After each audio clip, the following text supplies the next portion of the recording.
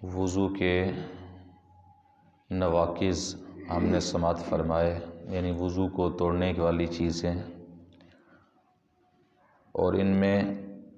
دو چیزیں ایسی ہیں کہ جن سے وضو نہیں ٹوٹتا، یہ چیزیں بھی ذہن میں رکھیں۔ ایک تو بسا اوقات یہ اعتراض بھی ہوتا ہے کہ منہ سے نکلتے ہوئے جو رال ہوتی ہے، یعنی جب کوئی بھی بندہ سو جاتا ہے اور ایسی حالت میں منہ سے پانی نکلتا ہے تو اس میں کئی مرتبہ سنا گیا ہے کہ اگر اس میں بدبو ہو تو اس سے وضو بھی ٹوٹ جاتا ہے اور یہ نجس بھی ہوتی ہے۔ تو بہرحال اعلیٰ حضرت نے یہاں پر اس بارے میں بھی بحث فرمائی ہے، تو اس چیز کو بھی ذہن میں رکھیں کہ منہ سے نکلنے والا پانی نیند کی حالت میں اگرچہ وہ بدبودار ہو یا غیر بدبودار ہو،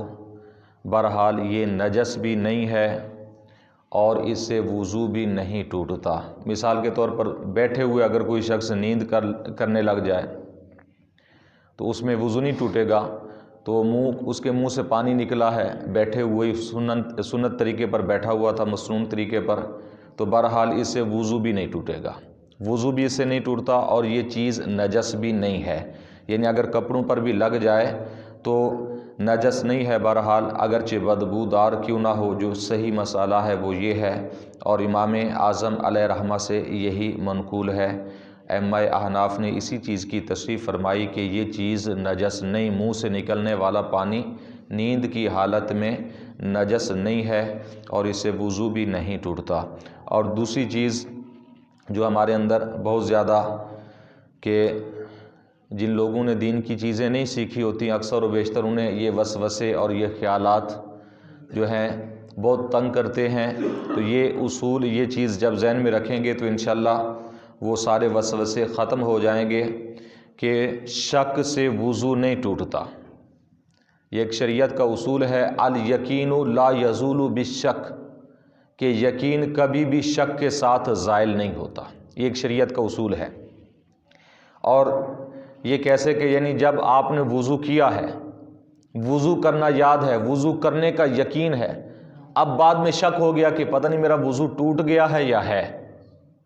مثال کے طور پر ایک نماز پڑھی ہے اور اس نماز کے بعد دوسری نماز کا وقت آ گیا، تو اب یہ یقین ہے کہ وضو کیا تھا، نماز پڑھی تھی، وضو کیا تھا، اس کے بعد وضو ٹوٹنے کا شک ہے، پتہ نہیں توڑا ہے یا نہیں توڑا۔ تو جب تک شک ہے تو آپ کا وضو قائم ہے،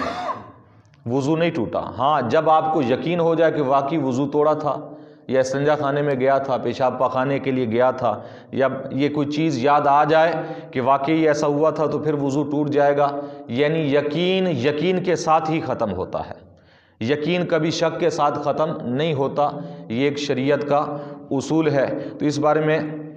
نبی کریم صلی اللہ تعالیٰ علیہ وسلم کا یہ فرمان اقدس بھی ذہن کے اندر رکھنا چاہیے کہ آپ علیہ الصلوۃ والسلام نے فرمایا کہ شیطان بندہ مومن جب نماز میں کھڑا ہوتا ہے اسے آ کر شک میں مبتلا کر دیتا ہے، یا نماز کے علاوہ بھی بسا اوقات آپ نے دیکھا ہوگا کئی لوگ ایسا بھی سوال کرتے ہیں کہ جی ویسے ہم پھرتے رہیں کوئی پرواہ نہیں ہوتی، لیکن جیسے وضو کریں تو ہمیں طرح طرح کے وسوسے آنا شروع ہو جاتے ہیں کہ وضو شاید ٹوٹ گیا ہے، شاید کوئی قطرہ نکل گیا ہے، یا کوئی ریح خارج ہونے کا جو ہے شک پڑ گیا ہے۔ تو اس طرح کی چیزیں کافی لوگ یہ سوال پوچھتے رہتے ہیں۔ تو یہ ساری چیزیں اس وقت آتی ہیں کہ جب ہمارا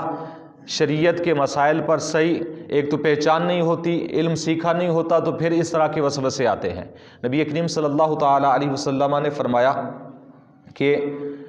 شیطان اس وقت جب بندہ مومن نماز میں کھڑا ہو جاتا ہے، اس کی سرین سے بال کھینچتا ہے اور اسے شک میں مبتلا کر دیتا ہے۔ یعنی اسے تھوڑا سا محسوس ہوتا ہے کہ شاید کوئی ریح نکلی ہے، ہوا نکل گئی۔ نبی کریم صلی اللہ علیہ وسلم نے فرمایا شیطان کے اس وسوسے میں نہیں جانا، یہ خود حدیث پاک حضور کا فرمان ہے۔ آپ علیہ الصلوۃ والسلام نے فرمایا جب تک تمہیں یقین نہ ہو جائے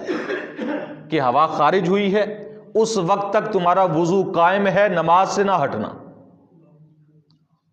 یہ واضح طور پر حضور کا فرمان موجود ہے۔ تو یعنی یہ ساری وہ چیزیں ہیں کہ جو ہمیں وسوسوں میں مبتلا کر دیتی ہیں کہ چاہے آپ نماز پڑھ رہے ہیں، نماز کے علاوہ آپ کا وضو اس وقت تک نہیں ٹوٹتا کہ جب تک وضو توڑنے والی چیز کے بارے میں آپ کو یقین نہ ہو جائے۔ صرف وسوسہ، صرف شک کی بنا پر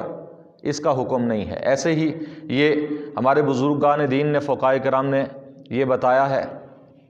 کہ اگر کسی شخص کو یہ وسوسہ ہوتا ہے وضو کرنے کے بعد، یہ خیال آتا ہے کہ شاید اس کے قطرے نکل جاتے ہیں پیشاب کے،